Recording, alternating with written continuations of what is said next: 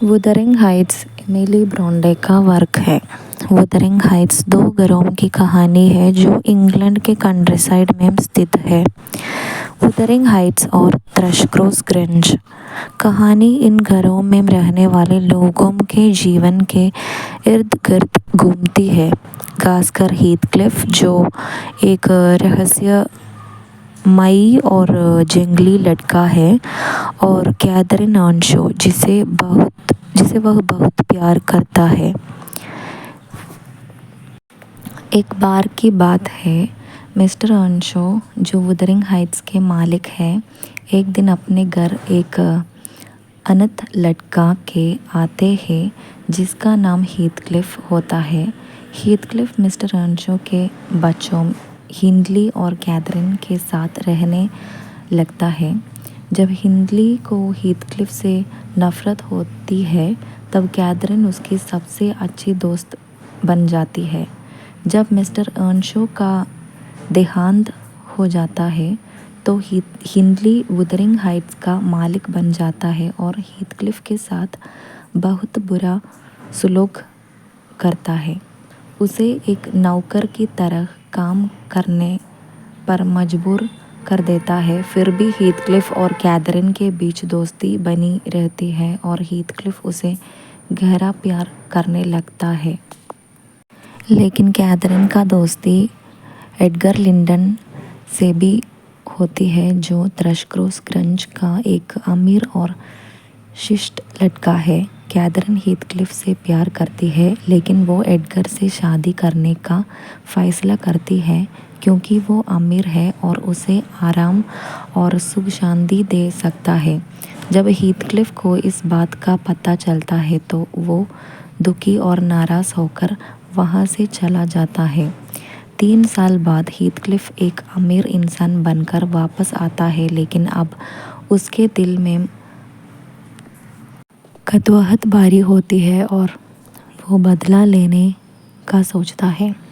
सबसे पहले वो हिंडली से वुदरिंग हाइट्स छीन लेता है जो अब शराबी बन चुका है। हीथक्लिफ हिंडली के बेटे हरेटों के साथ भी वही बुरा सलूक करता है जो हिंडली ने उसके साथ किया था। फिर हीथक्लिफ एडगर लिंडन की बहन इसाबेला से शादी कर लेता है, सिर्फ एडगर को तकलीफ देने के लिए। इसाबेला हीथक्लिफ से प्यार कर बैठती है लेकिन उसकी असली नेचर के बारे में उसे कुछ पता नहीं था। शादी के बाद हीथक्लिफ उसके साथ बहुत बुरा व्यवहार करता है और इसाबेला अपनी गलती का एहसास करता है। कैथरीन हीथक्लिफ और एडगर के साथ जागते के बाद बीमार पड़ जाती है। उसे लगता है कि उसने हीथक्लिफ को छोड़कर गलती की, लेकिन अब देर हो चुकी होती है। उसकी मौत हो जाती है, लेकिन मरने से पहले वो एक बेटी जिसका नाम भी कैथी रखा जाती है को जन्म देती है। हीथक्लिफ इस बात से टूट जाता है और कैथरीन की आत्मा से गुजारिश करता है कि वो उसे हॉन्ट करे। कैथरीन की मौत के बाद हीथक्लिफ के दिल में बदले की आग और भड़क उठती है। वो ऐसे हालत बनाता है कि उसके पास वुदरिंग हाइट्स और थ्रशक्रॉस ग्रंज दोनों का कब्जा हो जाता है। उसने कैथी को अपने बीमार लेते लिंडन से शादी करने पर मजबूर कर दिया ताकि वो दोनों एस्टेट्स पर अपने कंट्रोल रख सके। समय के साथ हीथक्लिफ कैथरीन की यादों में और उलझ जाता है। उसे उसका भूत दिखने लगता है और उसकी जीने की इच्छा ख़त्म हो जाती है। आखिरकार हीथक्लिफ मर जाता है, अब भी कैथरीन के साथ मिलने की लालच लिए हुए। उसके मरने के बाद कैथी और हरेटन, जो अब एक दूसरे के करीब आ जाए हैं, शादी करने और खुशी से जीने का प्लान बनाता है। अंत में कहानी ये दिखाता है कि हीथक्लिफ का गहरा प्यार और बदले की इच्छा सिर्फ दुख ही लाई, उसके लिए भी और दूसरों के लिए भी। लेकिन हीथक्लिफ के चले जाने के बाद अगली पीढ़ी कैथी और हैरेटन के लिए खुशी और शांति की उम्मीद है। Detailed analysis, themes, love and obsession. Heathcliff और कैथरीन के बीच का प्यार सिंपल या प्योर नहीं था। ये प्यार इतना पैशनेट और डिस्ट्रक्टिव था कि इसने उन दोनों के साथ साथ दूसरों को भी दुख दिया। हीथक्लिफ का प्यार ऑब्सेशन में बदल गया, जो उसे कैथरीन के मरने के बाद भी बदला लेने पर मजबूर करता है। Second theme, revenge. बदला लेने इस कहानी का एक सेंट्रल थीम है। हीथक्लिफ का जीवन पूरा बदले की आग से भर जाता है जो उसने हिंडली और एडगर से लेना था। उसके बदले की लालच न सिर्फ उसका जीवन बर्बाद करती है बल्कि उसके आसपास के लोगों का भी। Third theme, social class and power. ये नॉवल सामाजिक क्लास के इश्यूज़ को भी एक्सप्लोर करता है। कैथरीन ने एडगर से शादी इसलिए की क्योंकि वो अमीर था और उसको सुख शांति दे सकता था, भले ही वो हीथक्लिफ से गहरा रिश्ता रखती है। हीथक्लिफ जो पहले एक गरीब अनाथ लड़का था और शक्ति हासिल कर लेता है, लेकिन उसका इस्तेमाल वो अपनी ज़िंदगी सुधारने की बजाय दूसरों को दुख देने में करता है। Fourth theme, supernatural. भूत और हॉन्टिंग्स वुदरिंग हाइट्स का एक रेकरिंग एलिमेंट है। कैथरीन का भूत मूस में घूमता है और हीथक्लिफ अपनी मौत के बाद उसे मिलने की ख्वाहिश करता है, जो दिखाता है कि उनका प्यार मौत से भी परे था।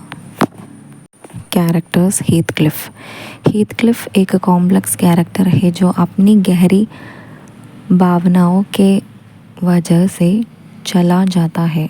उसका प्यार कैथरीन के लिए और उसका बदले की इच्छा पूरी कहानी में उसका एक्शंस को डिफाइन करती है। वो एक तरफ विक्टिम है और दूसरी तरफ विलन, जो रीडर से दोनों सिंपैथी और फियर जगाता है। Next is Catherine Earnshaw. Catherine एक फ्री स्पिरिटेड और पैशनेट वुमन है। उसके कॉन्फ्लिक्टिंग डिजायर्स हीथक्लिफ के लिए प्यार और एडगर के साथ सुख शांति ट्रेजेडी को जन्म देती है। वो सामाजिक एक्सपेक्टेशंस और असली इमोशंस के बीच के संघर्ष को दिखाती है। Next is Edgar Linton. Edgar cultured refined world का प्रतिनिधि है। वो दयालु और प्यार करने वाली है, लेकिन कैथरीन और हीथक्लिफ के बीच गहरे रिश्ते को समझ नहीं पाता। उसका कैथरीन के लिए प्यार जेन्युइन है, लेकिन वो उसके लिए काफ़ी नहीं है। Next is Isabella Linton. Isabella एक नेव और रोमांटिक कैरेक्टर है जो हीथक्लिफ से बिना उसकी असलियत समझे प्यार कर बैठती है। उसका हीथक्लिफ से शादी एक डिसास्टर बन जाता है, जो दिखाता है कि इल्यूशंस पर आधारित प्यार कैसे दुखला सकती है। Next is हिंडली ऑनशो। हिंडली की हीथक्लिफ के प्रति क्रूरता उन घटनाओं का शुरुआत कर देती है कि जो कहानी के ट्रैजिक अंत को जन्म देती है। वो नफ़रत और ईर्ष्या के विनाशकारी शक्ति का प्रतिनिधि है। Next is structure and style. कहानी अलग अलग कैरेक्टर्स से ज़रिए फ्लैशबैक के माध्यम से सुनाई गई है, प्रमुख रूप से मिस्टर लॉकवुड और नेली डीन के द्वारा। ये मल्टी लेयर्ड नरेटिव मिस्ट्री का एहसास बनता है और रीडर्स को अलग अलग पर्सपेक्टिव से घटनाओं की देखने का मौका देता है। वुदरिंग हाइट्स के वाइल्ड स्टॉर्मी मूड्स वहाँ के कैरेक्टर्स के टर्बुलेंट इमोशंस को रिफ्लेक्ट करते हैं। सेटिंग कहानी के डार्क और गोथिक एटमॉस्फेयर को क्रिएट करने में एक महत्वपूर्ण भूमिका निभाती है। Impact and legacy. Wuthering Heights जब पहली बार पब्लिश हुई थी तो उसको मिक्सड रिव्यूज़ मिले थे, क्योंकि उसके डार्क थीम्स और कॉम्प्लेक्स कैरेक्टर्स थे। वुदरिंग हाइट्स को आज इंग्लिश लिटरेचर के सबसे बड़े और महत्वपूर्ण वर्क्स में गिना जाता है। नॉवल ने कई अडेप्टेशंस को इंस्पायर किया है, जैसे फिल्म्स, टेलीविज़न सीरीज़ और ओपेरास। इसका एक्सप्लोरेशन इंटेंस इमोशंस और ह्यूमन साइकी के कॉम्प्लेक्स एस्पेक्ट्स को अब भी रीडर्स और क्रिटिक्स को कैप्टिवेट करता है। wuthering हाइट्स एक ऐसी कहानी है जो इंटेंस प्यार, रिवेंज और ऑब्सेसिव नेचर का इफेक्ट्स को एक्सप्लोर करती है। इसमें हीथक्लिफ और कैथरीन की कहानी का गहरा असर है, जो दिखाता है कि प्यार और नफरत का मिक्स करके एक व्यक्ति और उसके आसपास के लोगों की ज़िंदगी को बर्बाद कर सकता है। हीथक्लिफ का बदला और कैथरीन का इंटरनल कॉन्फ्लिक्ट कहानी को एक पावरफुल और ट्रैजिक नरेटिव बनाते हैं। हीथक्लिफ और कैथरीन का प्यार इतना इंटेंस था कि उनकी मौत के बाद भी उनकी यादों और इन्फ्लुएंस से कहानी आगे बढ़ाती है। हीथक्लिफ के डेथ के बाद कैथी और हैरेटन के बीच का रिश्ता एक नई उम्मीद और शादी का प्रतीक है, जो दिखाता है कि even the darkest of times can lead to a new beginning. ये नॉवल हमें यह सिखाता है कि emotions, especially those driven by revenge and obsession, can have devastating effects, but there is always hope for healing and reconciliation in the future. wuthering heights का संदेश यही है कि प्रेम, प्रतिशोध और जुनून में डूबी भावनाएं किसी भी व्यक्ति की ज़िंदगी को बर्बाद कर सकती है। हीथक्लिफ और कैथरीन की कहानी हमें यह सिखाता है कि गहरे भावनात्मक संदेशों में संतुलन कितना महत्वपूर्ण होता है।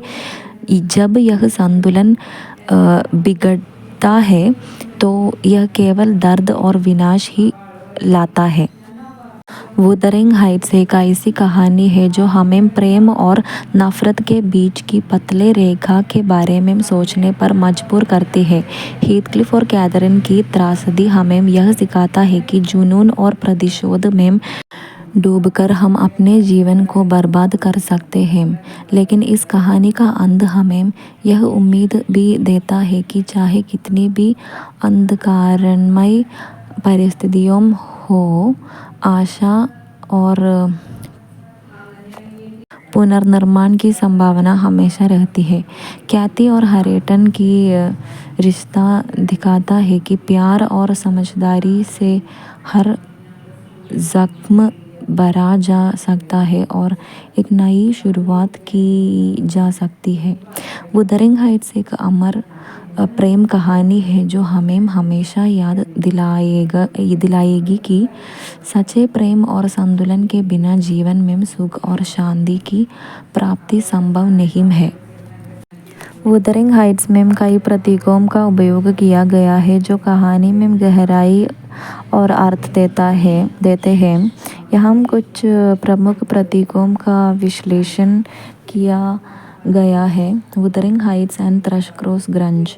wuthering हाइट्स यह घर कठोरता, जंगलीपन और भावनाओं की आंधी का प्रतीक है। यहाँ के लोग भी इसी तरह के हैं। हीथक्लिफ और हिंडली जैसे पात्रों का घर जो अपनी भीतर नफरत, बदले की भावना और उदासीनता लिए हुए है। wuthering हाइट्स एक ऐसी स्थान है जहाँ प्यार और घृणा के बीच की रेखाएं गूंगली हो जाती है। Thrust cross grunge is the next one. इसके विपरीत थ्रश क्रॉस ग्रंज सभ्यता, शांति और आदेश का प्रतीक है।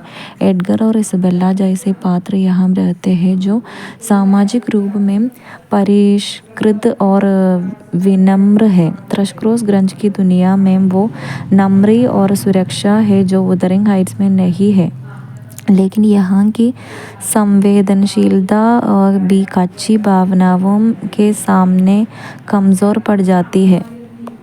Next symbol is the moors या वीरान मैदान हीथक्लिफ और कैथरीन के प्यार का प्रतीक है।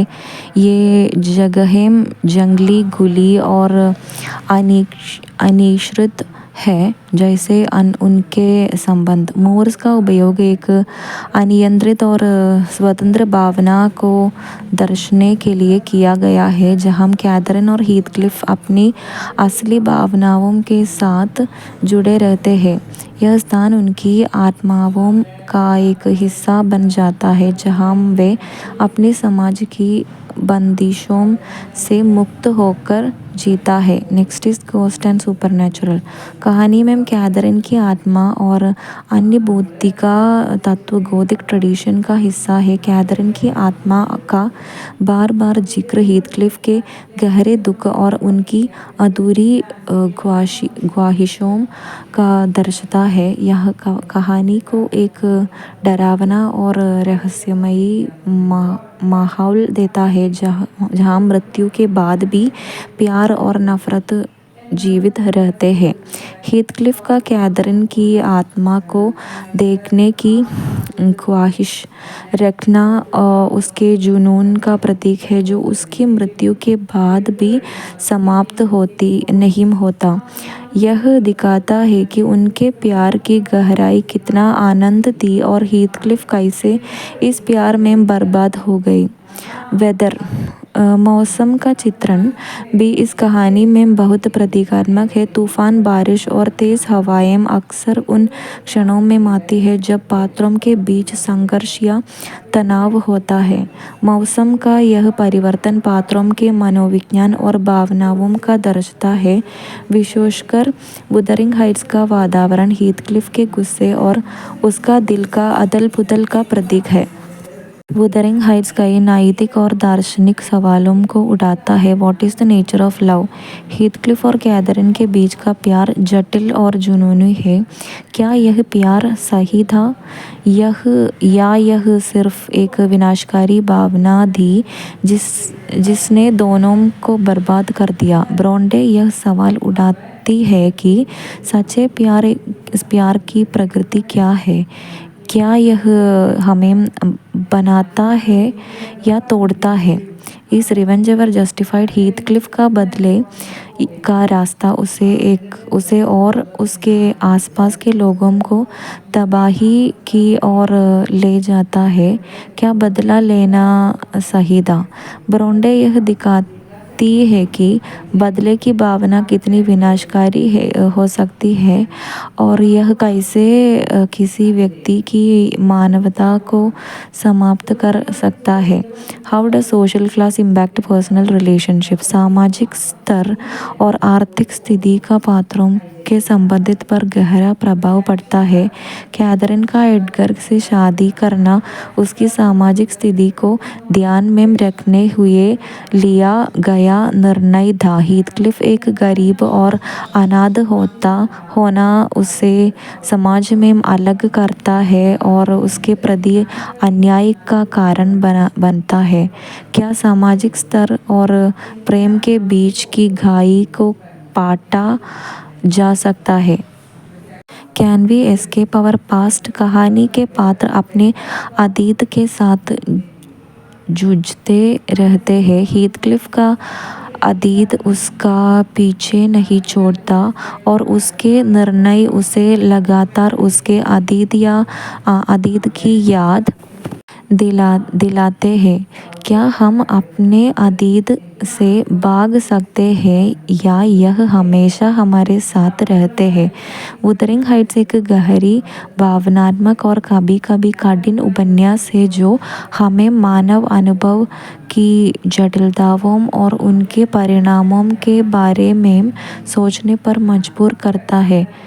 यह प्यार, बदला और जुनून की ताकतों का गहन विश्लेषण है। हीथक्लिफ और कैथरीन की त्रासदी इस बात का प्रमाण है कि अनियंत्रित भावनाएं और सामाजिक बंधन कैसे हमें हमारी मूल स्वभाव से दूर ले जा सकते हैं।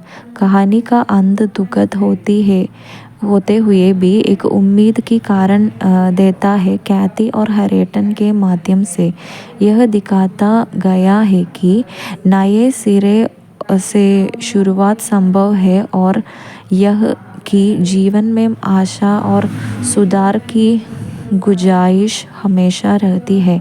वुदरिंग हाइट्स हमें यह सिखाता है कि प्यार में संतुलन, समझ और करुणा कितना महत्वपूर्ण है और बिना इन गुणों के प्यार का अंजाम विनाशकारी हो सकता है।